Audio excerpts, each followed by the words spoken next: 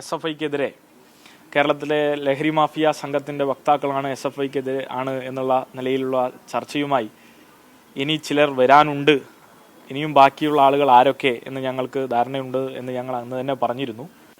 ഇന്ന് കേരളത്തിൻ്റെ നിയമസഭയിൽ ഉത്തരവാദിത്തപ്പെട്ട രേഖകളായി മാറുന്ന ഏറ്റവും സുപ്രധാനമായിട്ടുള്ള നമ്മുടെ ജനാധിപത്യത്തിൻ്റെ ഏറ്റവും പ്രധാനപ്പെട്ട കേന്ദ്രമായിട്ടുള്ള നിയമസഭയിൽ കേരളത്തിലെ മുൻ പ്രതിപക്ഷ നേതാവ് രമേശ് ചെന്നിത്തല അത് ആവർത്തിക്കുന്ന നിലയാണ് കണ്ടത്. SFI ആണ് കേരളത്തിലെ ഈ അരാജക പ്രവണതകൾക്കെല്ലാം നേതൃത്വം കൊടുക്കുന്നതെന്നും വെറ്റിനറി കോളേജിൽ വെച്ച് മരിച്ച സിദ്ധാർത്ഥിനെ കൊലപ്പെടുത്തിയത് SFI ആണ് എന്ന നിലയിലേക്കുള്ള വ്യാജ പ്രചരണവും കേരളത്തിൻ്റെ നിയമസഭയിൽ വെച്ച് അദ്ദേഹം ആവർത്തിക്കുന്നതായി കണ്ടു. അപ്പോൾ ഈ പ്രസ്താവനകളെല്ലാം എടുത്തു നോക്കിയാൽ കേരള നിയമസഭയെ ആകെ തെറ്റിദ്ധരിപ്പിക്കുന്ന തരത്തിലേക്ക് ഒരു തീർത്തും വസ്തുതാവിരുദ്ധവും നുണയുമായിട്ടുള്ള കാര്യമാണ് അദ്ദേഹം ഇന്നവിടെ പ്രസ്താവിച്ചിട്ടുള്ളത്. രാഷ്ട്രീയ വാദപ്രതിവാദത്തിന് ഈ വിഷയത്തെ വലിച്ചിഴക്കരുത് എന്ന് ഞങ്ങൾ എത്രയോ തവണയായി പറയുന്നു.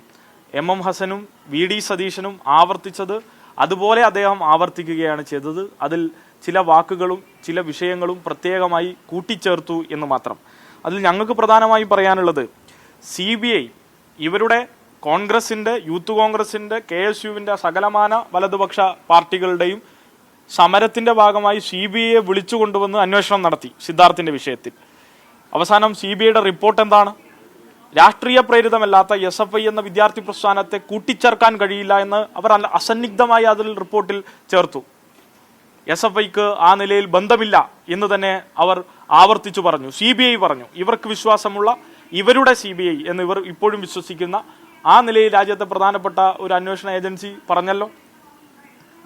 ഇപ്പോഴും അദ്ദേഹം അതേ നുണ ആവർത്തിക്കുന്നത് കേൾക്കുമ്പോൾ എത്രത്തോളം ഹീനമായിട്ടുള്ളതും എത്രത്തോളം വെറുപ്പ് SFIയോട് വെച്ചു പുലർത്തുകയും ആ നിലയിൽ തെറ്റായ നിലയിലുള്ള ഒരു പ്രചരണത്തിലൂടെ SFIയെ എങ്ങനെയെങ്കിലും പൊതുസമൂഹത്തിന്റെ മുന്നിൽ വലിച്ചു കീറണമെന്ന നിലപാടുമായി ഇവർ മുന്നോട്ട് പോകുന്നതിൻ്റെ കാര്യം ഞങ്ങൾ നേരത്തെ പ്രസ്താവിച്ചതാണ്. ഇവിടെ ഞങ്ങൾ കൃത്യമായി മനസ്സിലാക്കുന്നത് SFIക്കുള്ള സ്വീകാര്യത, ഏത് വിഷയത്തെയും അഭിസംബോധന ചെയ്യാൻ കഴിയുന്ന, ഏത് വിഷയത്തിലും വിദ്യാർത്ഥികളോടൊപ്പം നിന്ന് നിലപാടെടുക്കുന്ന, ഏത് തെറ്റായ പ്രവണതയും ചോദ്യം ചെയ്യുന്ന വിദ്യാർത്ഥി സംഘടനയെ മറ്റ് വലത് സംഘടനകൾക്ക് നേരിടാൻ കഴിയില്ല എന്നും ഏതു വിധേനയും ഈ സംഘടനയെ വിദ്യാർത്ഥികൾക്കിടയിൽ നിന്ന് ഇല്ലാതാക്കിയാൽ, അകറ്റിയാൽ മാത്രമേ തങ്ങൾക്ക് സ്ഥാനമുണ്ടാകൂ എന്ന തിരിച്ചറിവിൽ നിന്നാണ് ഇവരുടെ പ്രധാനപ്പെട്ട നേതാക്കന്മാർ തന്നെ SFIക്കെതിരെ നിരന്തരമായി ദിവസങ്ങളുടെ ഇടവേളകളിൽ പറഞ്ഞുകൊണ്ടിരിക്കുന്നത്.